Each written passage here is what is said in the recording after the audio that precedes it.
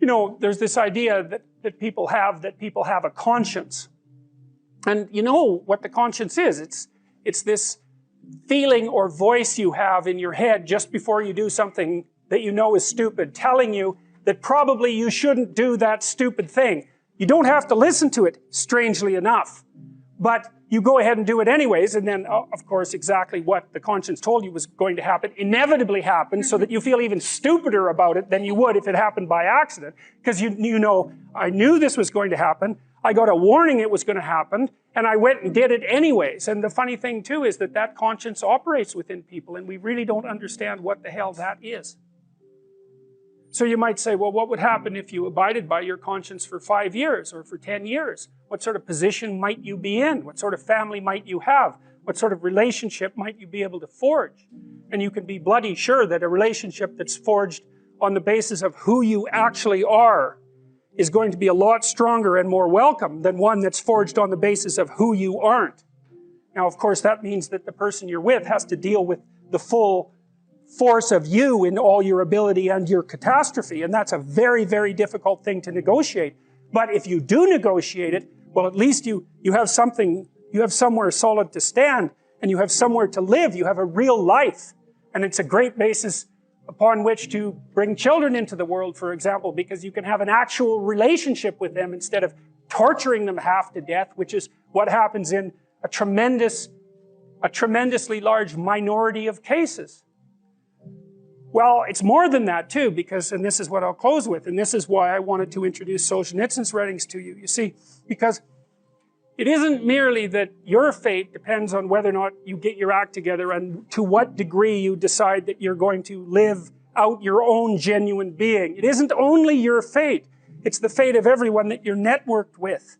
And so, you know, you think, well, there's 9 billion, 7 billion people in the world. We're going to peak at about 9 billion, by the way, and then it'll decline rapidly, but 7 billion people in the world, and who are you? You're just one little dust mote among that 7 billion, and so it really doesn't matter what you do or don't do, but that's simply not the case.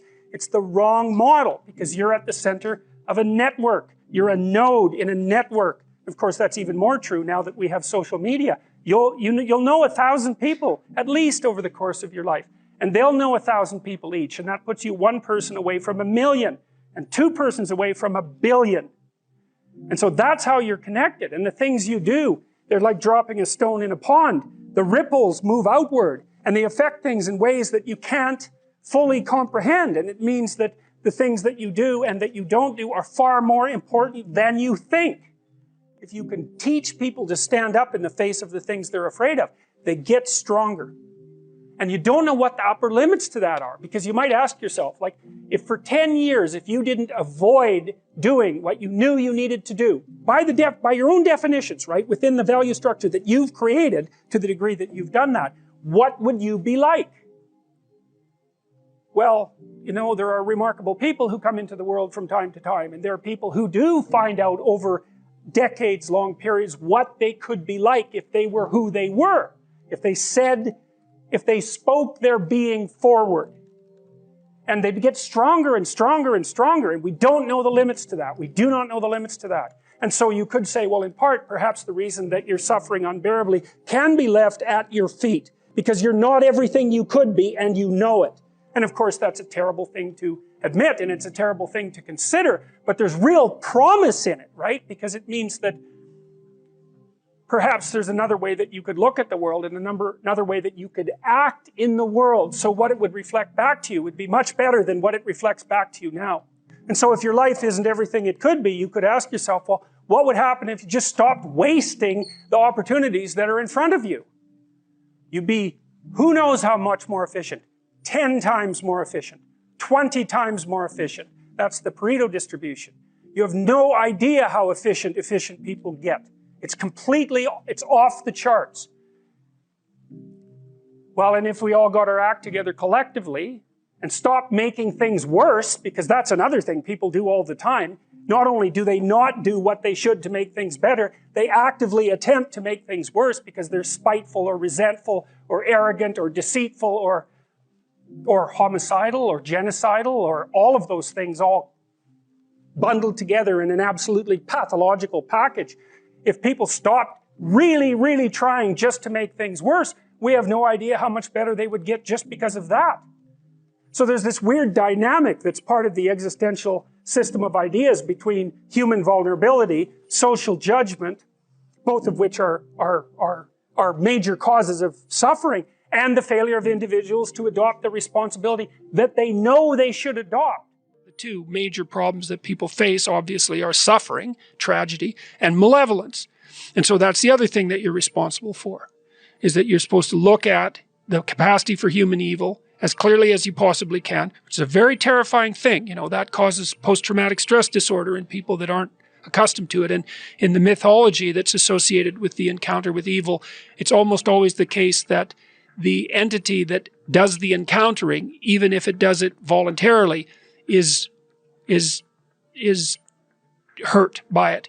The idea would be that if you can face the malevolence and you can face the suffering, then that opens the door to your maximal potential. And then the optimistic part of that is, and this is why it's so useful to peer into the darkness, let's say, the optimistic part of that is that although the suffering is great and the malevolence is deep, your capacity to transcend it is stronger.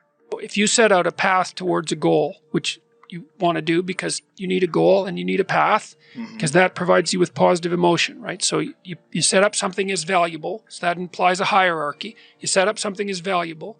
You decide that you're going to do that instead of other things, so that's kind of a sacrifice, because you're sacrificing everything else to pursue that. And then you experience a fair bit of positive emotion and meaning as you watch yourself move towards the goal. And so the implication of that is the better the goal, the more full and rich your experience is going to be when you pursue it. So that's one of the reasons that's one of the reasons for developing a vision and for fleshing yourself out philosophically, because you want to aim at the highest goal that you can manage. Okay, so you do that, and then what you'll find is that as you move towards the goal, there are certain things that you have to accomplish that frighten you.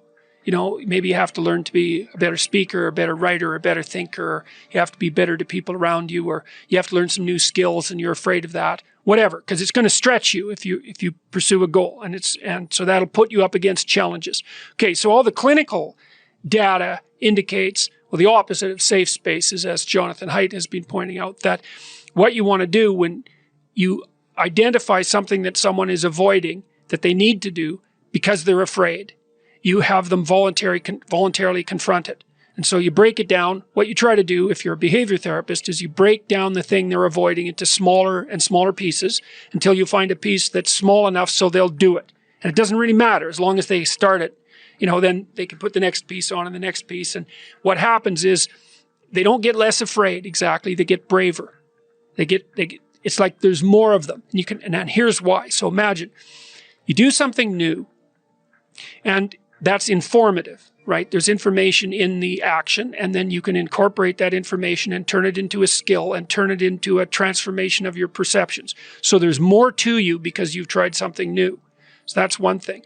But the second thing is, and there's good biological evidence for this now, that if you put yourself in a new situation, then new genes code for new proteins and build new neural structures and new nervous system structures. Same thing happens to some degree when you work out, right? Because your muscles are responding to the load, but your nervous system does that too. So you imagine that there's a lot of potential you locked in your genetic code.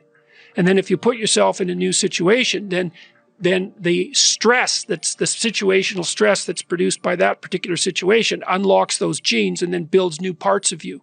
And so that's very cool, because who knows how much there is locked inside of you. Okay, so now here's the idea. So let's assume that scales as you take on heavier and heavier loads. That more and more of you get more and more informed because you're doing more and more difficult things, but more and more of you gets unlocked.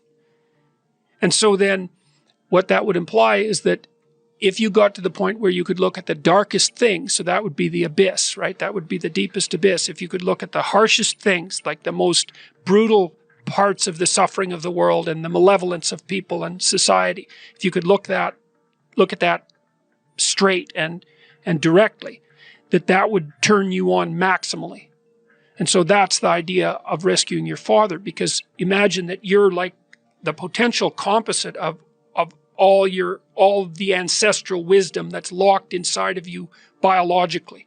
But that's not going to come out at all unless you stress yourself, unless you challenge yourself.